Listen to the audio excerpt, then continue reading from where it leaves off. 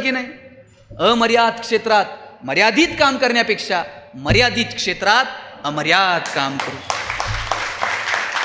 आपलं क्षेत्र छोटं असेल, माझ्या वर्गापुरतं असेल, माझ्या शाळेपुरतं असेल, माझ्या तालुक्यापुरतं असेल, पण इतकं सुंदर काम करेल की मला हेवा वाटला पाहिजे. मला वाटतं इतकं सुंदर काम करणं ही येणाऱ्या काळामध्ये आपली जबाबदारी आहे. आणि म्हणून जगणं हे केवळ साधनांनी सुंदर होत नाही. जगणं हे निवळ तुमच्या इन्फ्रास्ट्रक्चरनं सुंदर होत नाही. त्याच्यासाठी तुमचं मन सुंदर असलं पाहिजे. तुमची अस्थिरता कुठेतरी संपली पाहिजे. कुठेतरी तुम्ही स्थिर झालं पाहिजे. कधीतरी अंतर्मनात डोकावून बघितलं पाहिजे. काय ज्ञानोबांचा अभंग आहे, ऋणू झुणू रे भ्रमरा, सांडितो अवगुणू रे भ्रमरा. किती गोड बोलावं. मला ज्ञानोबांचा इतका हेवा वाटतो. आपल्यापैकी कुणी असं आहे का, त्यांनी सांगावं उद्या तुमची पोरं आमच्या वर्गात आणून सोडा, कल्याण झालं म्हणून समजा. मी चंदननगरवरनं बस करतो तुमच्या शाळेत. ज्ञानोबांचा कॉन्फिडन्स काय बघा. तरी अवधान ऐकले दीजे, मग सर्व सुखासी पात्र होईजे, हे प्रतिज्ञोत्तर माझे उघड ऐका. ज्ञानोबा काय म्हणतात, माझ्याकडे फक्त लक्ष देऊन बघा, मी प्रतिज्ञा घेऊन सांगतो, सगळी सुख तुमच्या दारात लोळण घेते. अवघाची संसार सुखाचा करीन, आनंदे भरीन तिन्ही लोका. आणि हे कोण म्हणतं? ज्यांच्या वाट्याला लोकांनी सुख येऊ दिलं नाही, आनंद येऊ दिला नाही, ते ज्ञानोबा प्रतिज्ञा कर. काय प्रतिज्ञा आहे ज्ञानोबांची. अवघाची संसार सुखाचा करीन, आनंदे भरीन तिन्ही लोका. आपल्याकडे शाळेत रोज प्रतिज्ञा असते. भारत माझा, सारे भारतीय माझे, रोज असते. पाठ आहे आपली. प्रतिज्ञा रोज घ्यायची गोष्ट आहे का? एकदाच घ्यायची असते आणि आयुष्यभर पाळायची असते. आपल्याकडे शाळेत रोज असते. कारणही तसंच आहे. सरांना माहीत असते, ते इसरतंय रात्रीतनं, उद्या परत द्यावी लागणार आहे. त्याच्या पुढं गोष्टीच इतक्या आहेत, ते कालची प्रतिज्ञा विसरून जाते. मला ज्ञानोबांचा हेवा वाटतो की तुम्ही एकदा लक्ष देऊन बघा, सगळी सुख तुमच्या दारात लोळण घेतील. सगळा संसार मी आनंदानं भरून टाकेल. हा कॉन्फिडन्स, हा आत्मविश्वास शिक्षक म्हणून आपल्याकडे असला पाहिजे की मी माझ्या पोरांचं जगणं सुंदर करणार आहे. माझी पोरं कर्तबगार होतील याच्यासाठी मी अहोरात्र काम करणार आहे. बघा, दूधवाला तुमच्याकडे दूध द्यायला येतो की नाही? दूध देताना ते माप ओततंय. तुमचं लक्ष कशाकडे असतं? त्याच्या मापाकडे असतं. ते पण गुरुजी पहिल्या मापाकडे नसतं. त्याच्यानंतर एक ते दूधवाला फुकटची धार टाकतं वरतून. आपलं लक्ष त्या दुसऱ्या धारेकडे असतं. पहिलं माप तर त्याच्या बापाला ओतावं लागल, पण नंतरचं ते स्वखुशीनं ओततं. ते त्यानं ओतलं की नाही याच्याकडे आपलं लक्ष असतं. तुम्हाला सिलेबस कंप्लीट करावं लागेल की नाही? शासनाच्या परिपत्रकानुसार कामं करावी लागतील की नाही? पण या सगळ्याच्या पलीकडे जाऊन तुम्ही एक वेगळी धार तुमच्या लेकरांसाठी ओतता का? मला वाटतं याच्याकडे समाजाचं लक्ष असतं. आणि समाजाच्या CCTV मध्ये आपण येऊ किंवा न येऊ माहीत नाही, पण वरतून एक CCTV मात्र 24 तास आपलं ऑब्झर्वेशन करत असतो. त्या CCTVतून कुणीही सुटत नाही. एक वेळ देव लय दयाळू आहे साहेब, ते माफ करून टाकल, पण कर्म दयाळू नाही. जगात कुणाच्या बापाला घाबरायचं नाही, घाबरायचं तर स्वतःच्या कर्माला घाबरायचं. कारण कधी ना कधी ते वसुलीला येतं. आणि ते एकदा वसुलीला आलं का मग कुणाचाच वशिला चालत नाही. म्हणून घाबरायचं तर कर्माला घाबरावं, प्रामाणिकपणे काम करावं. आपल्याला ज्या क्षेत्रात आपण आहोत त्या क्षेत्रासाठी स्वतःला झोकून द्यावं. समाजामध्ये आपली ओळख त्या क्षेत्रासाठी, त्या कामासाठी झाली पाहिजे. असं काम मला वाटतं येणाऱ्या काळामध्ये आपण केलं पाहिजे. आणि मी पुन्हा पुन्हा सांगतो, नोकरीच्या पलीकडे जाऊन तुम्ही तुमच्या मुलामुलींना विचार करायला लावा. त्यांच्यामध्ये बचतीची सवय निर्माण करा. एक शाळा आहे, त्या शाळेमध्ये त्यांनी एक बँक सुरू केली. शाळेतली बँक आहे. एका मुलाला त्यांनी मॅनेजर केलंय, एका मुलाला क्लर्क केलंय, कुणाला तरी अकाउंटंट केलंय. त्यांच्यामध्ये बचतीचे पासबुक तयार केलेत शाळेनं. ते मुलं त्यात 2 रुपये, 5 रुपये, 10 रुपये बचत खात्यात टाकतात. कुणाला कर्ज लागलं तर कर्जाचा फॉर्म भरून देतात. विड्रॉलचा फॉर्म भरायला लागली. त्यांना चेक डिपॉझिट करणं कळायला लागलं. सगळं खोटं आहे, पण शाळेमध्ये त्यांनी एक छोटीशी बँक सुरू केली आणि दर शनिवारी 1 तास फक्त बँक सुरू असते. त्या 1 तासामध्ये त्यांना व्यवहार कळायला लागले. अहो, कॉमर्समध्ये ग्रॅज्युएट झालेल्या पोराला बँकेत DD काढता येत नाही आज, पण पोरांना व्यवहार कळला. कर्जासाठी काय करावं लागतं, उद्योग व्यवसायासाठी काय करावं लागतं. त्या शाळेमध्ये त्या शिक्षकांनी आणखी एक उपक्रम राबवलाय. 6 महिन्यातनं एकदा बाजार भरतो. मुलं त्यांच्याकडे जे आहे, अनेक शाळांमध्ये आता ते होतं की ते मुलं काहीतरी घेऊन येतात. नफा मिळवण्यासाठी काय करावं लागतं, सकाळी उठून किती कष्ट करावे लागतात, एका रुपयाची किंमत पोरांना कळायला लागली. हिरोशिमा आणि नागासाकी उद्ध्वस्त झालं, पण परत जपान ताटमानीनं उभं राहिलं. का जपान ताटमानीनं उभं राहिलं? तिथल्या लिंबू पोरांच्या जोरावरती जपान उभं राहिलं. त्या पोरांमध्ये उद्योजकता, व्यावसायिकता, देश, निष्ठा हे नसानसात भरलंय त्यांच्या. मला वाटतं हे आम्हाला आमच्या लेकरांमध्ये निर्माण करावं लागेल. पोरांना उद्योग व्यापार कळला पाहिजे. मला सांगा, दुबईमध्ये काय होतं 84-85 पर्यंत? दुबईमध्ये फक्त तेलाचे पैसे होते. आज दुबई कुठे? जगातला सगळ्यात बिझीएस्ट एअरपोर्ट दुबई, जगातला सगळ्यात प्रॉफिएस्ट मॉल दुबई. तेलाचे पैसे होते, पण प्रॉपर वेनं तेलाचे पैसे युटिलाइज केले. आज जगात कुठल्या कुठे दुबई निघून गेलं. बुर्ज खलिफा म्हणून एक इमारत आहे, शेकडो मजले काही सेकंदात वर घेऊन जातात, खाली घेऊन येतात. लोक वर जाऊन खाली यायला हजारो रुपयाचं तिकीट काढतात. पर्यटनाच्या क्षेत्रात दुबई कुठच्या कुठे निघून गेलं. मग आम्ही आमच्या पोरांच्या समोर पर्यटन हा व्यवसाय म्हणून का ठेवू शकत नाहीत? जगभरातल्या लोकांना वाटलं पाहिजे शिवाजीराजांचं जन्मस्थळ आहे जुन्नर, आपण गेलं पाहिजे. त्याच्यासाठी आवश्यक ती प्रमोशन, आवश्यक त्या ॲडव्हर्टायझिंगच्या स्ट्रॅटेजीज आम्ही वापरल्या पाहिजेत. मी जेजुरीला गेलो होतो. 2-4 पोरं जेजुरी गडाचे फोटो काढत होते. म्हटलं काय करता रे पोरांनो फोटो काढून? ते पोरगं मला म्हणते, दादा किती दिवस बॅनर लावायचे, चलो दुबई, चलो सिंगापूर. म्हटलं मग? म्हणलं मी दुबईत बॅनर लावणार आहे, चलो जेजुरी. दुबईतली लोक जेजुरीत आणतो का नाही बघा म्हटलं. आणि म्हटलं ते येतील, तू करणार काय? काय नाही म्हणला, खालून वर गडाव त्यांना पाय घेऊन जाणार. आणि एकदा का ते घामाघूम झाले मग त्यांना लेक्चर देणार किती कॅलरीज बर्न झाल्या. आणि रात्री म्हणला 2-2 हजार रुपये तिकीट काढून त्यांना जागरण गोंधळ ऐकायला लावतो का नाही बघा म्हटलं. हे आलं पाहिजे मुलांमध्ये. उद्योग व्यवसायाचे अनेक ऑप्शन आपण पोरांच्या समोर ठेवले पाहिजेत. कधीतरी गावातला एखादा साधा किराणा दुकानदार असेल त्याला शाळेत बोलवा, त्याच्याबरोबर मुलांचे इंटरॅक्शन करून घ्या. सुरुवातीला व्यवसाय केला, 5 डबे आणून मांडले होते, किती भांडवल लागलं, कुठून पैसे उपलब्ध केले, बँकेनं तुला कधी कर्ज दिलं, कर्ज देण्यासाठी तुला काय करावं लागलं, तुझा व्यवहार नीट ठेवावा लागला, सिबिल रेकॉर्ड नीट ठेवाल, हे पोरांना आत्तापासून सांगा. जिद्द व्यवसायात लागते, पण रेकॉर्ड पण लागतं, व्यवहार पण नीट लागतो. आजच्या जमान्यामध्ये कोणता माणूस चांगला असा प्रश्न जर मला कोणी विचारला, या जातीतला, त्या धर्मातला, या गावातला, त्या देशातला, सापजोड. ज्याचा व्यवहार चांगला तो आजच्या जमान्यातला माणूस चांगला. तुकोबांनी सांगितलं, जोडून या धन उत्तम व्यवहारे. आमचा व्यवहार उत्तम असला पाहिजे. आणि माझे वडील तर मला सांगतात, वाईट मार्गाने मिळवलेलं धन म्हणजे प्रेतावरची फुलं आहेत. हसूही देत नाहीत आणि रडूही देत नाहीत. चांगल्या मार्गाने जेवढं कमवता येईल तेवढं कमवायचं आणि त्याचा आनंद घ्यायचा. काहींकडे ढिगा नाही, पण आनंद घ्यायला वेळ नाही. इतके बिझी काय करायचं मला कळत नाही. परवा एक जण मला म्हटलं श्वास घ्यायला वेळ नाही. म्हणलं सोडून दे, जगायचंय कशासाठी? श्वास घ्यायला जर वेळ नसेल तर. ढिगानं पैसे आहेत पण आनंद नाही. ते सेव्हिंग करणार, FD करणार, अमुक करणार, तमुक करणार, प्लॉट घेणार, कुठलं तरी LICचा एजंट होणार, काही करणार. पैशाला पैसे कमवा, पुरुषार्थ आहे, पैसे कमवायला कोण नाही, पण त्याचा आनंद पण घ्या. आमच्याकडे एक जण इतके पैसे आहेत त्याच्याकडं पण आनंद नाही. आणि त्याच्या घरातले शिपाई हसत येते आणि हे कायम टेन्शनमध्ये तोंड बारीक करून.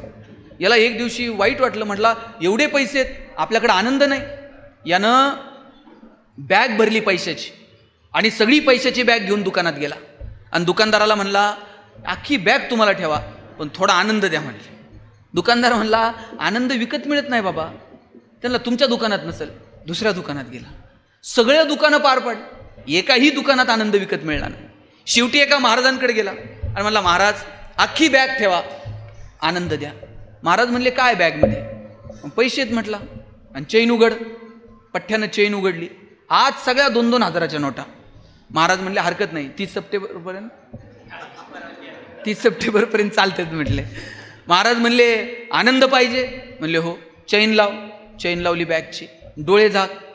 मी सांगेल तोपर्यंत डोळे उघडायचे नाही. आनंदच आनंद म्हणले तुझ्या आयुष्यात. यानं डोळे झाकले, 5 मिनिटांना डोळे उघडले, बॅग नाही, महाराज नाही. महाराज थेट नगर. हे डोळे उघडून बघताय, महाराज नाही, बॅग नाही. इकडं तिकडं पळायला लागला, आरडाओरडा करायला लागला. महाराज गेले, बॅग घेऊन गेले. रस्त्यानं जाणाऱ्या लोकांना विचारायचं, महाराज बघितले का? लोक हसायची. म्हणला, हे सगळं गाव महाराजाला सामील आहे, सगळ्यांनी मिळून मला फसवलंय म्हणला. शेवटी रडत एका झाडाच्या खाली जाऊन बसला आणि रडता रडता त्याची नजर रस्त्याच्या पलीकडे गेली. रस्त्याच्या पलीकडे एक झाड होतं आणि त्या झाडाच्या खाली त्याला त्याची बॅग दिसली. बॅग दिसल्याबरोबर पळतच गेला. बॅग उचलली. बॅग उचलल्याबरोबर पहिल्यांदा काय केलं असेल त्यानं? चैन उघडली. चैन उघडून बघताय पैसे जसेच्या तसे, एक नोट खालीवर नाही. चैन लावली, बॅग अशी छातीला कवटाळली आणि म्हटला, एवढा आनंद मला माझ्या आयुष्यात कधी झाला नव्हता. झाडाच्या मागे लपलेले महाराज बाहेर आले आणि म्हणले, तुला हेच तर पाहिजे होतं, तू कुठे शोधत होता? आपण इकडे तिकडे आनंद शोधत राहतो. आनंद आत आहे, अंतर्मनात आहे. आणि हे सगळ्यांना माहिती आहे. आपल्याला माहित नाही का हो, साधनं ही माणसाचं आयुष्य सोपं करतील, सुलभ करतील, सुखी करतीलच असं? केवळ साधनांवरती जर सुख असतं, केवळ पैशांवर जर सुख असतं, जगातली सगळी श्रीमंत माणसं सुखी झाली असती आणि गरिबाच्या वाट्याला सुख आलंच नसतं. पण तसं नाही आहे. साधनांनी माणसाचं आयुष्य सोपं होईल, सुलभ होईल, पण सुखी होईलच याची खात्री नाही. आणि हे सगळ्यांना माहिती आहे. सुख इकडं तिकडं नाही आहे, ते अंतर्मनात आहे. पण तरी सुद्धा माणूस अंतर्मनात डोकावत नाही. ते इकडं तिकडंच बघल, इकडं मिळतंय का, तिकडं मिळतंय का. तो बाहेर शोधत बसतो पण आत डोकावत नाही. आणि त्याचं कारण आहे, माणूस घाबरतो. त्याला असं वाटतं, इथं नाही मिळालं तर तिथं जाईन, पंढरपूरला नाही तर बालाजीला जाईल, बालाजीला नाही तर महाकालला जाईल, महाकालला नाही तर वैष्णोदेवीला जाईल, तिथं नाही तर फॉरेनला सिंगापूरला जाईल, सिंगापूरला नाही तर दुबईला जाईल. ते बाहेर शोधत बसतो, इथं नाही तर तिथं, तिथं नाही तर इथं. त्याला माहित आहे बाहेर ऑप्शन आहेत, पण आज सापडलं नाही तर मग मात्र ऑप्शन नाही. ते घाबरतो, आज सापडलं नाही तर काय. आणि म्हणून तो अंतर्मनात डोकवायचं धाडस करत नाही. एक रेल्वेनं प्रवास करणारा माणूस होता. उतरला प्लॅटफॉर्मवरती आणि टीसीनं त्याला पकडलं आणि टीसीनं विचारलं, तिकीट कुठे आहे? त्यानं पॅन्टच्या खिशात, उजव्या खिशात बघितलं, डाव्या खिशात बघितलं, मागच्या खिशांमध्ये बघितलं. परत परत तेच तेच खिसे उलटे पालटे करून बघत होता. 10 वेळा त्यानं सगळे खिसे बघितले, पण वरच्या खिशाकडे काय बघितलं नाही. ते शेजारचा एक माणूस म्हणला, सगळे खिसे पॅन्टचे बघतात, जरा शर्टच्या खिशात बघा. ते म्हणला, मला माहिती आहे, तिथं नाही सापडलं मग संपलंच की म्हणला सगळं. तिथं सापडलं नाही तर दुसरं ऑप्शन नाही, म्हणून तिथं बघायचं नाही. माणसाची गफलत तिथे. त्याला माहित आहे अंतर्मनात आहे, पण सापडलं नाही तर काय, ह्या प्रश्नचिन्हासाठी तो इकडे तिकडे शोधत बसतो. म्हणून आपल्याला तो जसा कळतो ना, तसा हा पण कळला पाहिजे. तुम्ही बघा, ज्ञानोबांनी हरिपाठ सांगितला. हरिपाठामध्ये एक ध्रुवपद आहे, तो हा विठ्ठल बरवा, तो हा माधव बरवा. किती गोड आहे सगळा हरिपाठ. हरिपाठातलं ध्रुवपद आहे, तो हा विठ्ठल, तो हा माधव. ध्रुवपद कशाला म्हणतो आपण? जे आढळ आहे. 27-28 अभंगांमधलं हे ध्रुवपद आढळ आहे. तो हा, आपण असं म्हणतो, तो हा विठ्ठल बरोबर. पण तो आणि हा हे 2 शब्द आहेत. तो आणि हा एकमेकांपेक्षा वेगळा नाही. तुम्हाला तो कळलाय, आता हा कळणं गरजेचं आहे. आणि नुसता हा कळून पण उपयोग नाही, तोही कळला पाहिजे. कमरेवर हात देऊन उभा असणारा विटेवरचा पांडुरंग आणि आपल्या हृदयात असणारा एकमेकांपेक्षा वेगळा नाही. तुम्हाला तो कळला नाही तर हा कळणार नाही, आणि हा कळला नाही तर तो उमगणार नाही. तो चुकला तर हा चुकतो. म्हणून तो आणि हा दोन्हीही समजून घेतले पाहिजे. तुम्हाला समजेल असं आता जास्त वेळ घेत नाही, एक 5 मिनिट घेतो शेवटचे. एक दृष्टांत सांगतो, तुम्हाला पटेल असा. एक शेतकरी होता. व्यापाऱ्याकडे जायचा, 1 किलो साखर विकर काहीतरी घेऊन यायचा आणि त्याच्या बदल्यामध्ये त्याला 1 किलो लोणी द्यायचा. 9-10 वर्ष दोघांचा व्यवहार चालू होता. कधीही व्यापाऱ्यानं शेतकऱ्याकडनं लोणी मोजून घेतलं नाही. 9-10 वर्षानंतर त्याला वाटलं, आपण फार आंधळा विश्वास याच्यावर ठेवतोय, आपण कधीच लोणी मोजून घेत नाही, आज आपण लोणी मोजलं पाहिजे. त्यानं लोणी मोजलं आणि ते 900 ग्रॅम भरलं. आता मात्र ह्याला चिडचिड झाली. 10 वर्षाचा हिशोब करता किती लोणी कमी आलं. हा साखर घ्यायला आला आणि यानं विचारलं, तुझ्यावर विश्वास ठेवला, कधी माफ केलं नाही आणि तू 900 ग्रॅम लोणी देतो, आता इथून पुढे आपला व्यवहार बंद.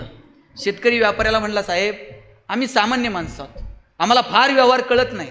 माझ्याकडं म्हणला तराजू आहे, माप नाही. तुम्ही घेतलेली दिलेली साखर एका पारड्यात ठेवतो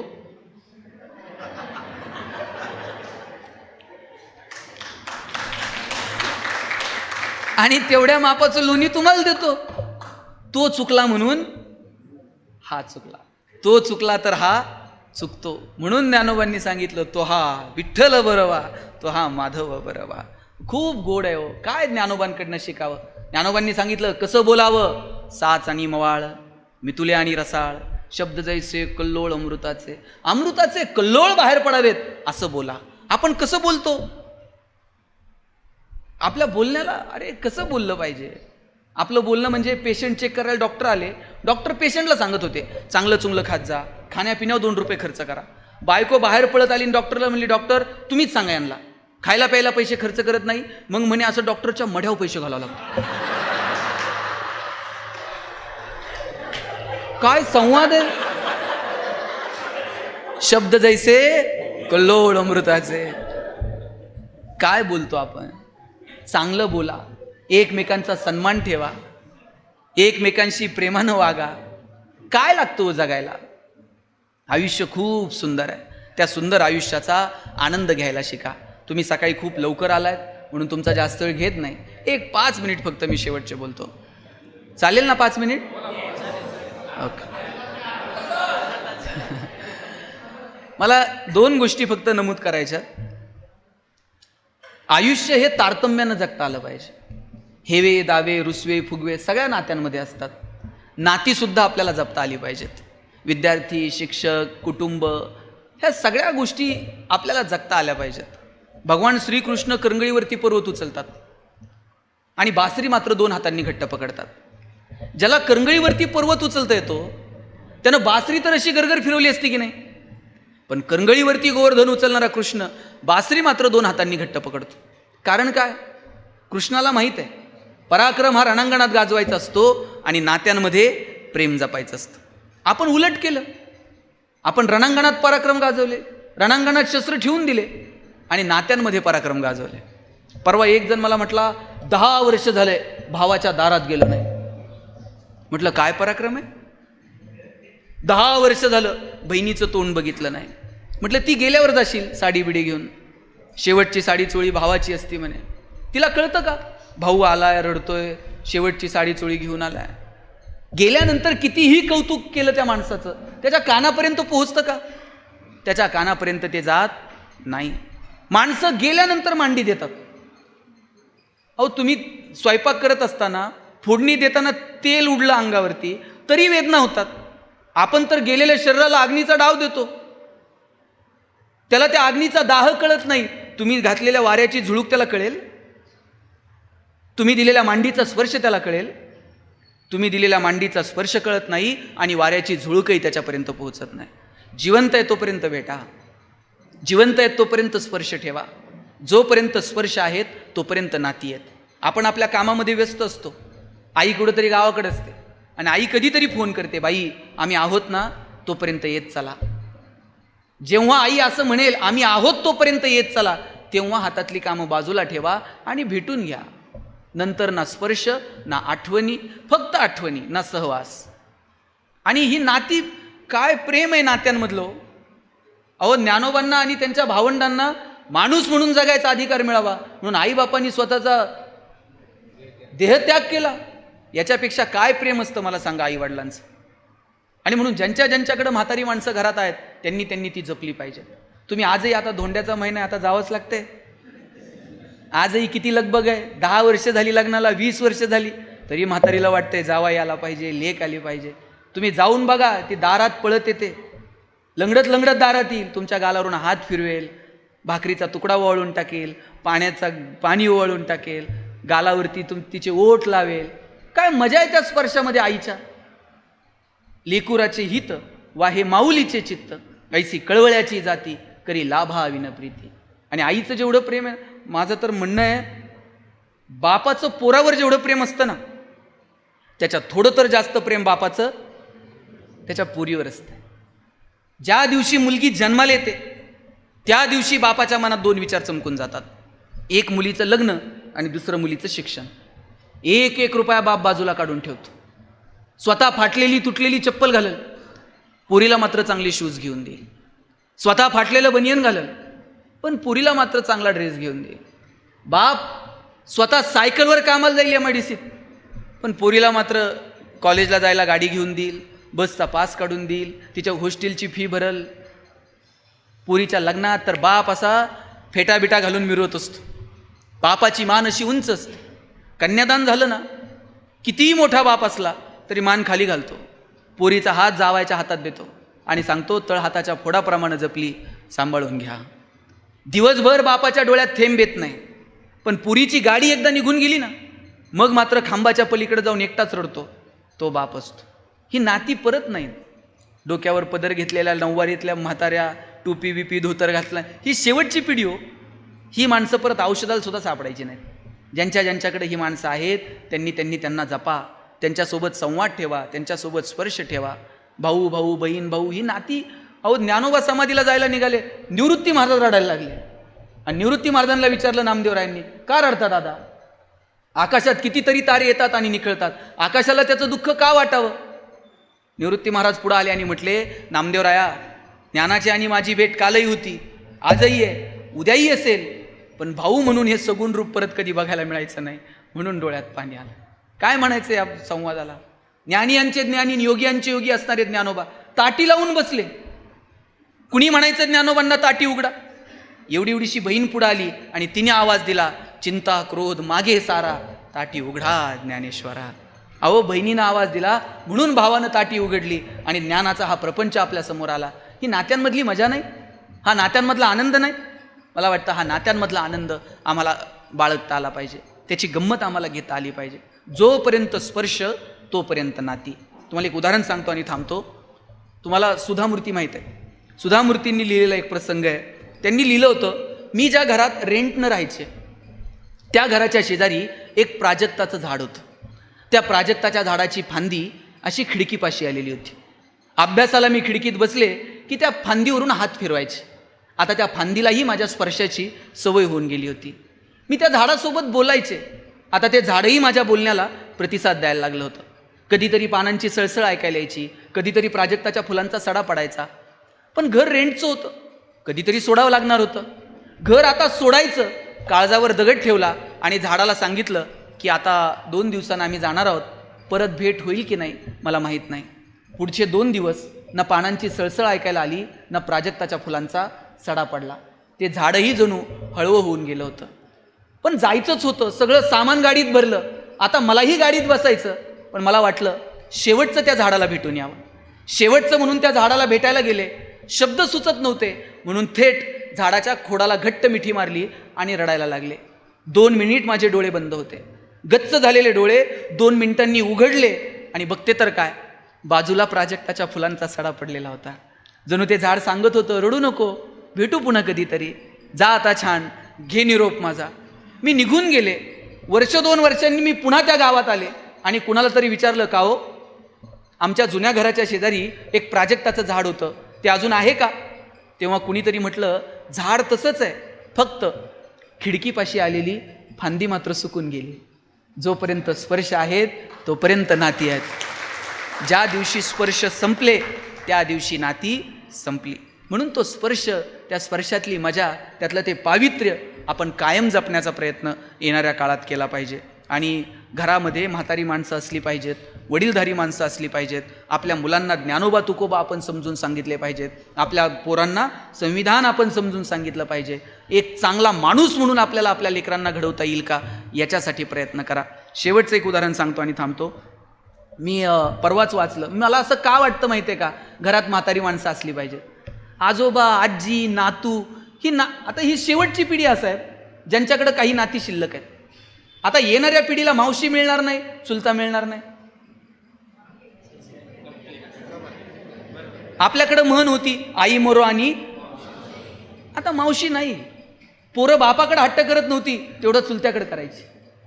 बापाला म्हणायला घाबरायची. मग चुलता कुठंतरी नोकरीला असणार, मग त्या चुलत्याला फोन करणार, नाना गावाला येताना हे आणा, तात्या ते घेऊन या. चुलताही त्याच्या हट्ट, पोरांचे हट्ट पुरवत नाही तेवढे चुलते पुतण्यांचे हट्ट पुरवत होते. एकच जण नोकरीला लागायचा, बाकीचे 2-3 गावाकडे शेतीला असायचे. मग जे नोकरीला लागले त्याची कायम सोसायटी. माझ्या वडिलांची सोसायटी रिटायरमेंट नंतरही भरावं लागली. जबाबदाऱ्या स्वीकारत होती ही माणसं. तुमची पिढी अशी आहे की ज्यांना जबाबदाऱ्या स्वीकारण्यामध्ये आनंद वाटत होता. आता आम्हाला जबाबदाऱ्याच काय आहेत?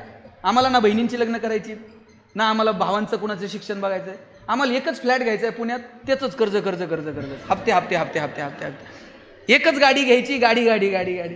अहो ही पिढी यांनी भावांना पाईपलाईन करून दे, कोणाला शेती घेऊन दे, बहिणींची लग्न कर, बहिणींच्या पोरांची शिक्षण कर, पैसे पगार किती किती पगार होता गुरुजी नोकरी? पहिला पगार किती होता?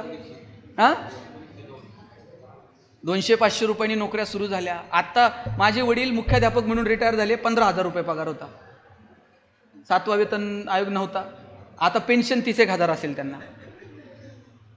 या लोकांकडे पैसेच नव्हते, पण आनंदी होती ही माणसं. इथून जर बायको कधी म्हणली, आता नारायणगावहून जर बायको कधी म्हणली ना, चला जुन्नरला जाऊ, किल्ल्यावर जाऊन येऊ, गाड्या नव्हत्या आपल्याकडं. मित्राची गाडी घ्यायची, त्याच्यात निम्म रॉकेल निम्म पेट्रोल, निम्म्या रस्त्यात आल्यावर गाडीतलं पेट्रोल संपणार.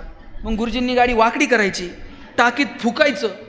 टाकीत फुंकणं हा प्रकार फक्त भारतात आहे. जगाच्या पाठीवर कोणत्या देशात हे तंत्रज्ञान असेल असं मला तर वाटत नाही. आणि ती गाडी वाकडी केल्यानंतर बायको असं बघायची, कोणत्या मुहूर्तावर यांची माझी गाठ पडली कोणाच. अशात बायकोनं नुसता खांद्यावर हात ठेवू द्यावं, कित्येकांच्या गाड्या बिना पेट्रोलच्या किल्ल्यावर गेल्या. पैसे नव्हते पण आनंद किती होता. आता पगार एवढे, एसी गाड्यांमध्ये नवरा बायको निघतात. बायको तिकडच्या खिडकीतनं तिकडे बघते, नवरा इकडच्या खिडकीतनं इकडे बघते. ड्रायव्हर मधल्या आरशातनं दोघांकडे बघतो, हे बोलत का नाही? यांना अडचण काय? पैसे वाढत गेले पण संवाद कुठे होरपळून गेला हे मात्र कळलं नाही. नात्यांमधला तो संवाद आहे ना, तो मात्र कायम ठेवला पाहिजे. मी का म्हणतो घरात म्हातारी माणसं पाहिजेत? मी परवा एक किस्सा वाचला. त्यानं लिहिलं होतं, मी एस टीतनं फिरत होतो, लोणावळ्याला आमची एस टी थांबली आणि एस टी स्टँडवर एक आजी भुईमुगाच्या शेंगा विकत होती. मी गेलो, आजीकडनं शेंगा घेतल्या, गाडीत येऊन खात होतो. गाडी निघायला उशीर होता. 2 मिनिटानं बघितलं, जिच्याकडनं शेंगा घेतल्या ती आजी अशी लंगडत लंगडत गाडीकडे येत होती. मी ज्या एसटीत बसलोय त्याच एसटीत आजी आली. तिची भिरभिरती नजर कायतर शोधत होती. माझी आणि आजीची नजर झाली. आजी मला म्हणली, ए बाबा घावला एकदाचा, ये इकडं. मी घाबरतच आजीकडे गेलो. म्हणलं, आजी माझं काही चुकलं का? ती म्हणली, तुझं काय नाही चुकलं, शेंगा घेतल्या आणि पळत एसटीला आला, तुझी आठाने राहिली की माझ्याकडे. आजीला म्हणलं, आजी आठाने द्यायला एवढ्या लांब आली आणि तुझी शेंगाची पाटी तिकडं उघडी ठेवली होय. आजी म्हणली, आंधळ्याची गुरं देव राखत असतो. आजी आठाने द्यायला एवढ्या लांब आली. आजी म्हणती, तुझ्या आठाने जर माझ्याकडे राहिले असते तर ते परत करायला मला पुन्हा जन्म घ्यावा लागला असता. पोरगा म्हटला, नसती गाडबेड झाली तर हे पैसे कुणाला तरी देऊन टाकायचे. त्यावर म्हातारी म्हणती, लोकाच्या पैशावर पुण्य नाही कमवता येत, तुझे तुला राहू दे, मग बघू काय असेल ते. कोणत्या पुस्तकातून शिकायचं हे मला सांगा. हे कोणत्या ग्रंथातून आम्ही हे तत्वज्ञान शिकायचं मला सांगा. घरात ही म्हातारी माणसं असावी लागतात की ज्यांच्याकडे हे जगण्याचे धडे आपण आपल्या पोरांना देता यावेत. आजोबांना सगळं जग बघून झालंय. आजोबाच मित्र आता काय त्यांचं राहिलेलं नाहीये. सगळी दुनियादारी बघून झाली. आजोबांचा शेवटचा मित्र जर कोण असेल तर त्यांचा नातू असतो. आणि नातवाला अजून सगळं जग बघायचंय, त्याचा पहिला मित्र जर कोण असेल तर त्याचे आजोबा असतात. ही जी नाती आहेत ना, नात्यांमधली मजा घ्या, आनंदानं जगा. तुम्हा सगळ्यांना तुमच्या भावी आयुष्यासाठी खूप साऱ्या शुभेच्छा देतो. मी प्रत्येक भाषणाच्या शेवटी सांगत असतो, माझे वडील शिक्षक, आमचं घर पत्र्याचं आणि त्या पत्र्याचं सगळ्यांची घरं स्लॅबची, आमचं एकटंच पत्र्याचं. मी आईला म्हणायचो, आई सगळ्यांची घरं स्लॅबची, आपलंच पत्र्याचं का? आई म्हणायची, तुझे वडील शिक्षक आहेत म्हणून घर पत्र्याचं. म्हणलं, शासनाचा GR आहे का? ती म्हणायची, बाबा घर गरम व्हायला लागलं का तुला कळतं? उन्हाळा सुरू झालाय. घर गळायला लागलं, पावसाळा सुरू झालाय. शेजारच्या स्लॅबच्या घरात उन्हाळा कळत नाही, पावसाळा कळत नाही. खास ऋतूंची ओळख व्हावी म्हणून भूगोल शिकवणाऱ्या तुझ्या बापानं असलं मॉडेल उभं केलं म्हणायचं. काय मजा आहे. मला वाटतं ही मजा घेता आली पाहिजे. पगार किती आहे, पेन्शन किती आहे सोडून द्या. 60-65ला जर आलात, 2च प्रश्न तुम्हाला, तुम्ही आज सगळेजण आहात, रिटायरमेंट नंतर जेव्हा एकमेकाला भेटाल ना, त्यावेळेस तुम्ही 2च प्रश्न एकमेकाला विचारणार. पहिला प्रश्न, तब्येत कशी आहे, आणि दुसरा, मुलं काय करतात. याच्यापेक्षा तिसरा प्रश्न विचारणार का? बॅलन्स किती आहे. किती एकर आहे, काहीच विचारत नाही. आता सरांना जर विचारलं मुलं काय करतात, एक पोरगा MPSCतून अधिकारी झालाय, पोरगी डॉक्टर झाली, अभिमानानं सांगणार का नाही? हे सांगण्यासाठी मुलांवरती वेळ द्या. स्वतःच्या मुलांना जसा वेळ देता तसा तुमच्या वर्गातल्या पोरांना वेळ द्या. आणि तुमची रक्ताची पोटची पोरं नसतात. यातला एखादा अधिकारी होऊ द्या आणि तुम्ही रिटायरमेंट नंतर भाजी मंडईमध्ये दिसा, गाडी थांबवून ते पायाला हात लावतोय का नाही बघा तुमच्या. हे फक्त तुमच्या नशिबात आहे. आणि म्हणून तुम्ही हे सगळेजण आनंदानं कराल अशी अपेक्षा बाळगतो. खूप शुभेच्छा देतो. हसत राहा. आल्यापासून मी दोघं तिघं बघतोय हसलेच नाहीत. ते हसावं वाटलं तरी शेजारी बघणार, तो का हसत नाही.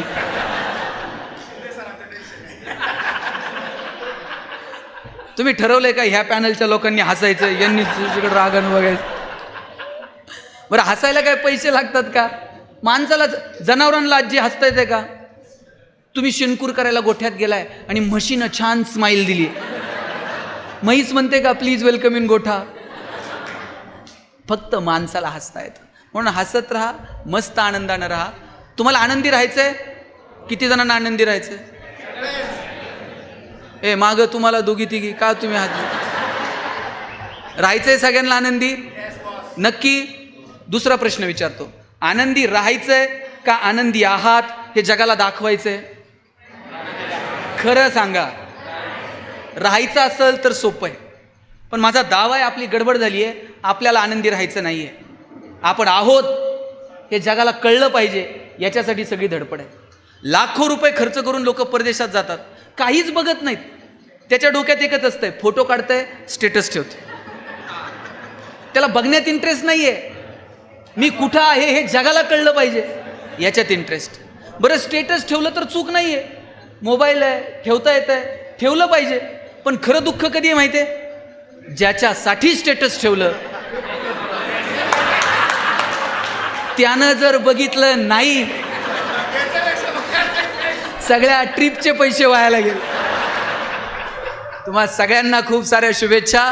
No once more, no retake for any moment. So please please please dear friends, keep smiling.